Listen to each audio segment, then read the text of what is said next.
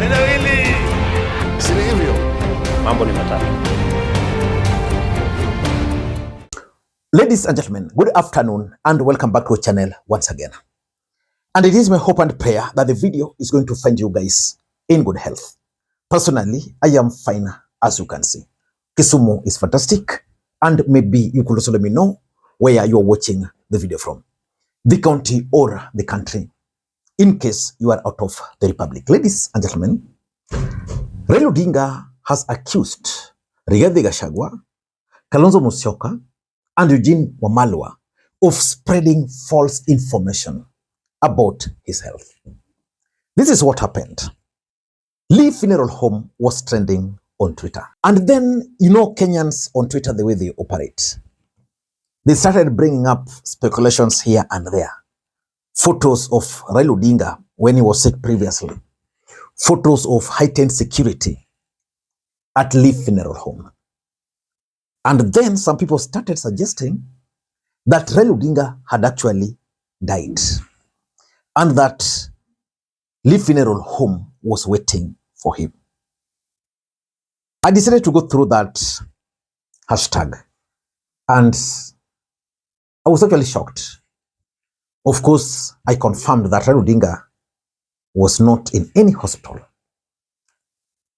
Before that, that was yesterday, which was on Saturday. Before that, on Friday, the Star newspaper ran with a headline. In that headline, they alleged that Raila Odinga was sick and admitted in one of the hospitals outside the country. Again, I remember placing a call to my contact who told me that's not true. Then in the morning, Raila Odinga made public appearance. You see, the information on the Star newspaper was on Friday. Then Raila Odinga in the morning appeared because the Star claimed that he was outside the country.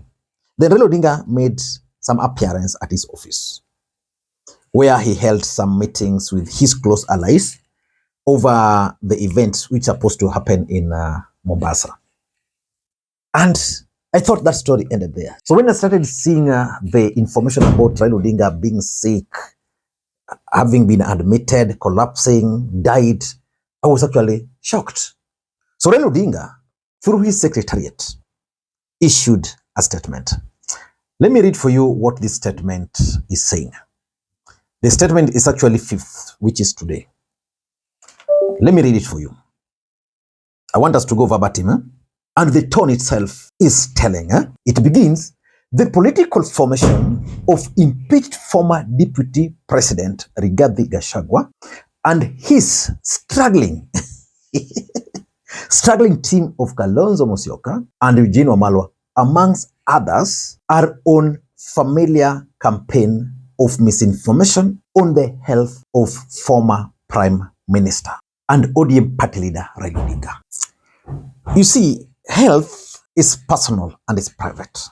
Raila Odinga is currently how old? 85? At 85, you would expect such kind of a person to have health issues. So me, I don't have any problem Raila Odinga having health issues. Because a friend of ours, who is the Deputy Auditor General, Fred, who was very healthy a week ago, attended a funeral a week ago where I was, went to work, left office. This guy started feeling unwell, was taken to hospital. Within a short time, he had died. So the issues of health are normally personal. But I have a question. Was it necessary for Raila Odinga Secretariat to issue this statement? Because Raila might have a problem with Rigathi Gachagua. That's granted. But Kalonzo and Eugene, you know, combining them together, I find that to be a bit not okay. Let me continue with the statement. The misinformation is broadcast by the same team that went on a frenzy against Honorable Raila's bid for the chairmanship of the African Union Commission earlier this year. Gachagua, Kalonzo and co have co-opted sections of traditional media that are happily picking feeds from bloggers, including AI-generated images, and broadcasting them as some kind of investigative breaking news. You see, the truth is, I don't want to get into some of the details, but the truth is, it was irresponsible of the Star newspaper to run a story based on AI-generated images. Pure falsehood. Because they had alleged that Raila Odinga was actually in Europe. Raila was not in Europe. But again, now, Raila Odinga tying this to his flopped bid of chairmanship of the African Union Commission is very interesting. Which means Raila Odinga believes that these guys have employed a propaganda machinery against him. What I'm not so sure about is how Raila Odinga will deal with the new media, especially the online propaganda. Because for me, that one he cannot deal with. Let me proceed with the statement. The hope of this team then and now is to bully me. The hope of this team then and now is to bully Honorable Raila to provide a back for them to ride on in their struggle against President William Ruto.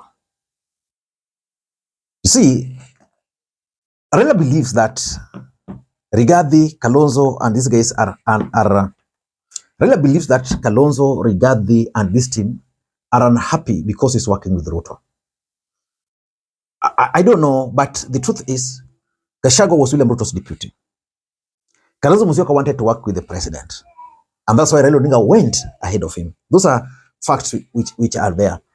And again, politics is normally dynamic. It changes every single day. Today, it's Raila working with Ruto. Tomorrow, we might not know. Raila might dump Ruto. It would be the turn for Kalonzo Musyoka. Sometimes I say these things, you take them for granted. Like today, you are seeing Rigathi is likely to be on the ballot. Something which made some people to actually unsubscribe from this channel. It proceeds here. Honorable Raila has a strong tradition of being open and generous with the country on matters his health.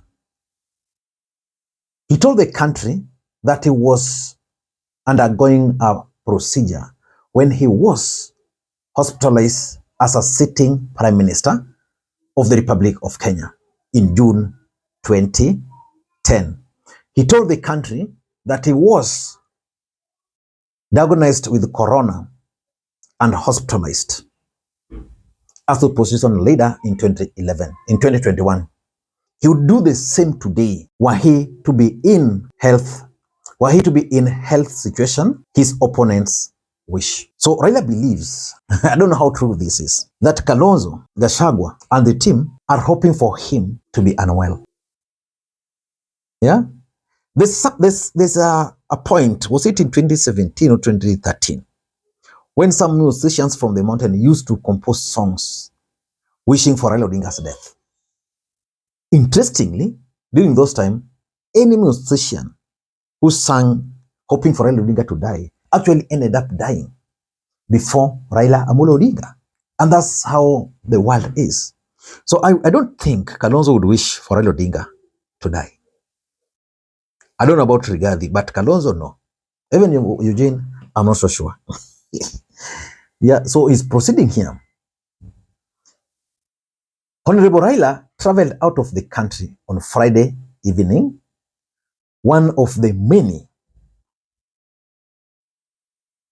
Honorable Raila traveled out of the country on Friday evening, one of the many trips he has made this year, and definitely not the last.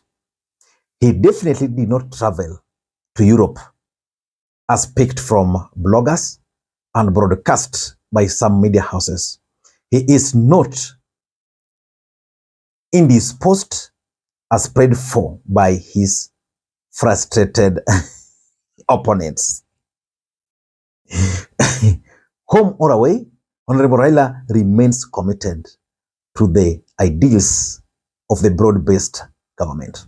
He remains steadfast in his belief that extreme threats to the nation require extreme compromises in the interest of the nation.